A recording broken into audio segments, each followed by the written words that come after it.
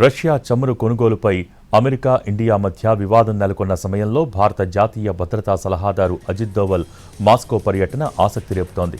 S-400 క్షిపణులు, Su-57 యుద్ధ విమానాల కొనుగోళ్లపై చర్చలు జరుపుతున్నట్టు సమాచారం. అలాగే రష్యా నుంచి రక్షణ సహకారం, ఇంధన సంబంధాలపై కూడా అజిత్ దోవల్ చర్చిస్తారని తెలుస్తోంది.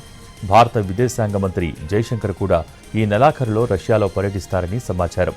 రష్యా విదేశాంగ మంత్రి సెర్గీ లావ్రోవ్తో జైశంకర్ సమావేశమై ద్వైపాక్షిక, అంతర్జాతీయ అంశాలపై చర్చిస్తారని సమాచారం. ఈ పర్యటనలతో భారత్, రష్యా మధ్య వాణిజ్య సంబంధాలు బలపడతాయని ప్రభుత్వ వర్గాలు చెబుతున్నాయి.